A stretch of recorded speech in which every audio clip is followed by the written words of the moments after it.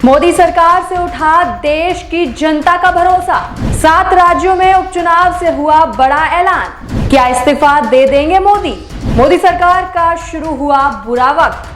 नमस्कार, मैं हूं आपके साथ अग्रिमा जादौन और आप देख रहे हैं टाइम्स एक्सप्रेस। लोकसभा चुनाव हुए ज्यादा वक्त नहीं बीता था कि अब देश के 7 विधानसभा उपचुनावों के नतीजों ने भी भाजपा की नींदें उड़ा दी हैं।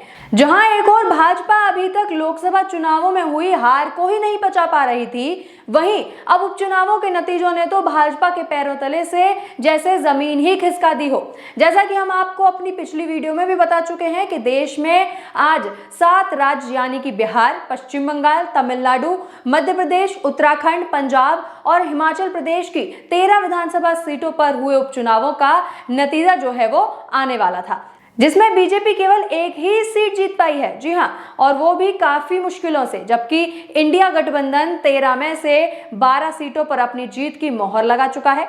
अब इस आंकड़े को केवल उपचुनाव या किसी एक राज्य के नतीजे के तौर पर नहीं देखा जा रहा है, बल्कि इसे एक तरीके से 7 राज्यों का जो है वो मूड कैसा है उस तौर पर देखा जा रहा है, क्योंकि इसमें कुछ ऐसे अहम 7 राज्य हैं जो देश में सरकार बनाते और गिराते हैं, जहां जीतना काफी अहम माना जाता है। और इसी तर्ज पर इन नतीजों को देखने के बाद ऐसा लगने लगा है मानो इन 7 राज्यों की जनता का मोदी से विश्वास खत्म हो चुका है, क्योंकि आमतौर पर हमने देखा है कि उपचुनावों में उन्हीं की जीत होती है जिनकी राज्य सरकार वहां पर होती है, मगर इन उपचुनावों में तो कुछ उल्टा ही होता हुआ नजर आ रहा है, क्योंकि जहां उत्तराखंड में बीजेपी की राज्य सरकार होने के बावजूद भी वहां पर बीजेपी नहीं जीत पाई है, बल्कि दोनों सीट यानी कि मैंगलोर और बद्रीनाथ दोनों जगहों से ही सुबह से कांग्रेस इस सीट से आगे चल रही थी और इस पर प्रचंड जीत हासिल की है।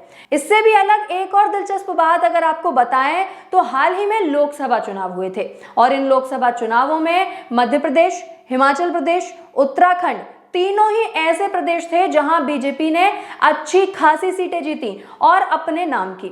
और अभी चुनाव हुए केवल लगभग 2 महीने ही हुए हैं, तो भाई 2 महीने में ऐसा क्या हो गया कि जनता का मूड एकदम से इतना बदल गया कि उपचुनावों में बीजेपी को एक सीट तक नहीं दी। यानी ऐसा लगता है मानो जनता धीरे धीरे पीएम मोदी को बिना बोले ये कहना चाहती हो कि भाई साहब, अब आपसे देश नहीं संभलेगा और अब आप इस्तीफा देकर घर बैठ जाएं, यही आपके लिए सही रहेगा। वहीं दूसरी ओर जनता ने इस बार कांग्रेस और इंडिया गठबंधन पर अटूट विश्वास दिखाते हुए उसे 13 में से 12 सीटों पर जीत दिलाई है, जो कि वाकई इंडिया गठबंधन के लिए एक बड़ी और खुशी की बात है।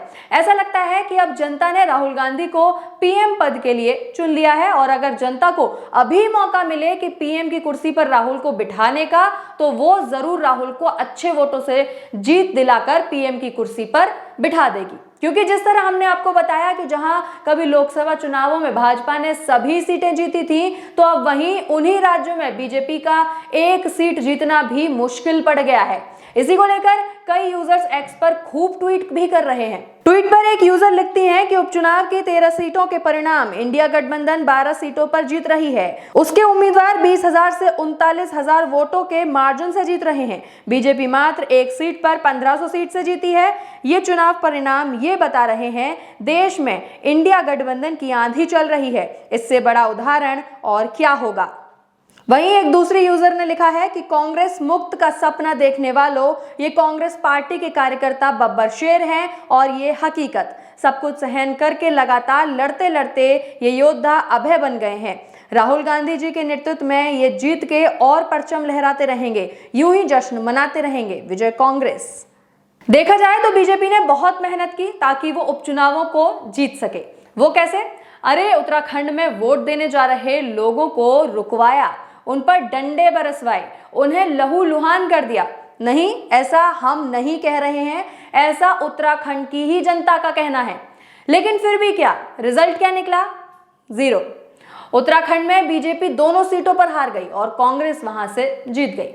वैसे देखा जाए तो लाजमी है कि भाजपा ने अगर मतदाताओं पर हमला करवाया तो करवाया क्यों? वो इसलिए क्योंकि बीजेपी बहुत स्मार्ट है साहब। उसे मालूम था कि अगर वो उत्तराखंड से भी हार जाती है तो वही सवाल उठेंगे जो इस वक्त उस पर उठ रहे हैं कि उत्तराखंड में खुद की सरकार होते हुए भी बीजेपी वहां से हार कैसे गई। खैर, अब आप ये सोचिए कि भाजपा का होगा क्या। छोड़िए, वो भी मत सोचिए, क्योंकि ये तो पहले ही बिहार के दिग्गज नेता लालू यादव और अब टीएमसी प्रमुख व बंगाल की मुख्यमंत्री ममता बनर्जी ने भी ये बात कह डाली है। जी हाँ, जहां पहले लालू यादव ये बात कह चुके थे कि मोदी सरकार अगस्त में टूट जाएगी, उसके बाद संजय राउत ने भी लालू यादव की बात का समर्थन किया और अब वहीं आज 7 राज्यों के नतीजों के बाद ममता बनर्जी ने भी ये ऐलान कर दिया है कि मोदी सरकार ज्यादा नहीं चलने वाली है। और ये बात इन्होंने शरद पवार और उद्धव ठाकरे से मिलने के बाद कही है।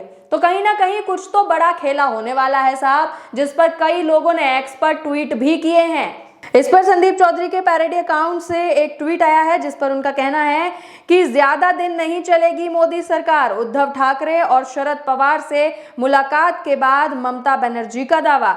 और यहीं उन्होंने न्यूज़ 24 की एक पोस्ट को हाईलाइट करते हुए भी एक्स पर टैग किया है, जिसमें लिखा है कि ब्रेकिंग न्यूज, ममता बनर्जी ने उद्धव ठाकरे से की मुलाकात, ममता बनर्जी ने शरद पवार से भी मुलाकात की है। इन सभी ट्वीट को देखकर तो ऐसा ही लगता है कि जिस तरीके से भाजपा का डाउनफॉल आया है, इसे कोई सोच भी नहीं सकता था। जहां एक वक्त पर राज्य सरकार हो या फिर केंद्र, हर जगह बीजेपी ही बीजेपी थी, लेकिन आज उसी बीजेपी का हर तरफ से सुपड़ा साफ होते हुए नजर आ रहा है। और इसी के चलते अब ये भी कयास लगाए जा रहे हैं कि बीजेपी के समर्थक कार्यकर्ता बीजेपी का साथ छोड़कर हाथ का हाथ थाम सकते हैं। जी हाँ, क्योंकि पहले भी यही होता हुआ आया है। जब बीजेपी का बोलबाला था तब भी कई अलग अलग पार्टी के नेता बीजेपी में शामिल हो रहे थे और इसी बात को लेकर अब कुछ यूजर्स जो हैं वो उनका मजाक भी उड़ा रहे हैं। इस बात पर आईपी सिंह का कहना है कि हिमाचल की जनता ने कांग्रेस छोड़कर भाजपा में जाने वालों को कड़ा सबक सिखाया है। बीजेपी ने मध्य प्रदेश में सरकार गिराई, गोवा में सरकार गिराई, उत्तराखंड में सरकार गिराई, कर्नाटक में सरकार गिराई, उत्तर पूर्व के कई राज्यों में गिराई। अब जनता ने मन बना लिया है सौदागरों को सबक सिखाने का। इसी के साथ आपका इस पर क्या कहना है कि क्या जो पीएम मोदी हैं वो उनका डाउनफॉल चालू हो गया है और जल्द ही जो है उनसे जो कुर्सी है वो छिन जाएगी? आप हमें कमेंट करके जरूर बताएं। इसी के साथ बने रहें टाइम्स एक्सप्रेस के साथ। धन्यवाद।